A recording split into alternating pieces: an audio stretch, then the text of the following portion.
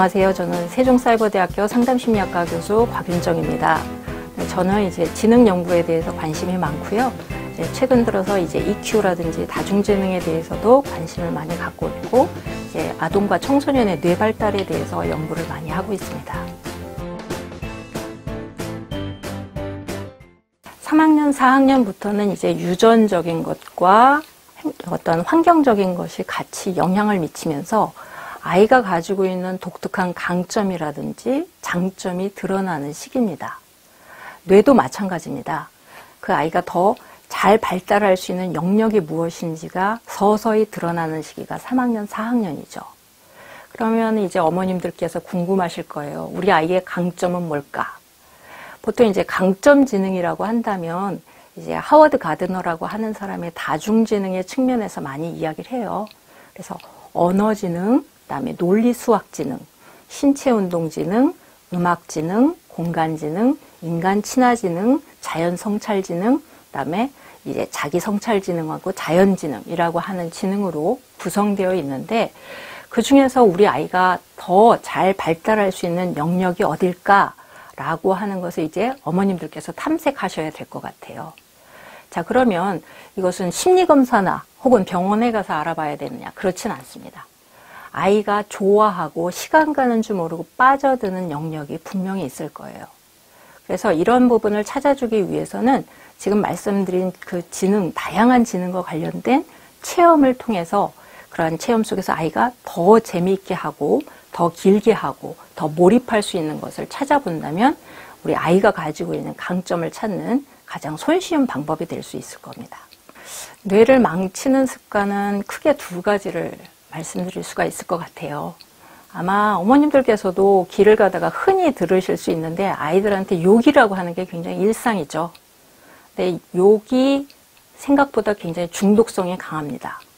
그래서 욕을 자주 하는 아이들의 뇌를 관찰을 해보면 굉장히 부정적인 감정과 관련되어 있는 상태예요. 근데 이 부정적인 감정은 앞서서 말씀드렸던 스트레스 호르몬인 코티졸하고 굉장히 연관이 깊습니다. 그래서 아이들이 욕에 자주 노출되는 아이들은 부정적인 감정의 영향으로 코티졸이 분비돼서 이것이 기억력이라든지 혹은 전두엽 발달과 관련이 있는 부분에 문제가 생기기 시작합니다. 부정적인 감정은 아이가 기분이 나쁠 뿐만 아니라 뇌가 건강하게 활성화되는데도 악영향을 미치기 때문에 욕이라고 하는 것은 아이들이 어릴 때 노출되었다고 하더라도 자기 입으로 반복하지 않도록 부모님들께서 주의를 기울이시는 게 상당히 중요하고요. 그다음에 이제 두 번째는 이제 아이들 굉장히 많이 하는데, 스마트폰이라든지 혹은 이 폭력적인 게임에 노출되는 것도 뇌를 망치는 습관 중에 하나입니다. 특히 이제 스마트폰이라든지 폭력적인 게임이 가지고 있는 공통점이라고 하는 건 뭐냐면, 빠른 속도감, 그다음에 빛의 변화, 그다음에 소리, 자, 이런 것인데요.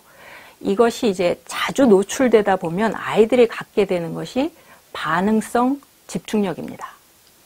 제가 이제 학부모님들 강의를 다니다 보면 부모님들께서 그런 얘기를 하세요. 우리 애는 한 번 앉았다 하면 게임을 서너 시간씩 하는데, 그럼 이 정도면 이것도 집중력이 좋은 게 아니냐라고 물어보세요.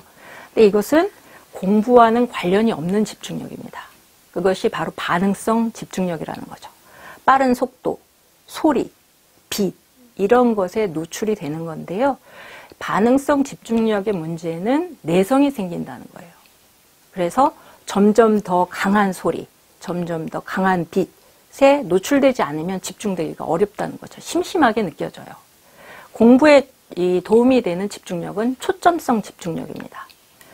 지루한 말, 글, 자, 이런 것에 집중을 잘하는 것이 초점성 집중력인데, 반응성 집중력에 많이 노출된 아이들은 초점성 집중력을 갖기가 어렵습니다. 그래서 아이들이 어릴 때 스마트폰을 손에다가 쥐어주는 것은 조금 삼가하시는 것이 좋을 것 같고요. 게임이나 스마트폰을 한다고 하더라도 매우 어릴 때부터 이것을 사용할 때 시간을 정해놓고 한다든지 규칙을 정해서 사용하시는 것이 훨씬 아이의 뇌 발달에 도움이 됩니다. 그러면 뇌가 건강해지는 습관은 무엇일까? 그걸 좀 말씀을 드리겠는데요. 가장 중요한 것은 운동입니다. 뇌가 발달하는 데 도움이 되는 자연스럽게 만들어지는 단백질이 BDNF라고 말씀을 드렸는데요. 이 BDNF는 운동하면서 땀을 뻘뻘 흘릴 때 굉장히 많이 분비됩니다. 그래서 규칙적으로 아이가 운동할 수 있도록 부모님들께서 유도해 주시면 아이가 몸도 건강해질 뿐만 아니라 이제 뇌도 발달하게 되죠. 우리가 많은 연구들을 통해서 보면 신체적인 건강함이 뇌 발달하고 굉장히 밀접한 관련이 있다는 것을 알 수 있습니다. 특히 이제 외국에서 그냥 오랫동안 아동과 청소년의 뇌를 연구를 해온 데이비드 월시의 연구들을 보면 신체 활동이 적은 아이들이 어떤 인지적인 기능도 약하고 그다음에 짜증도 굉장히 많다고 합니다.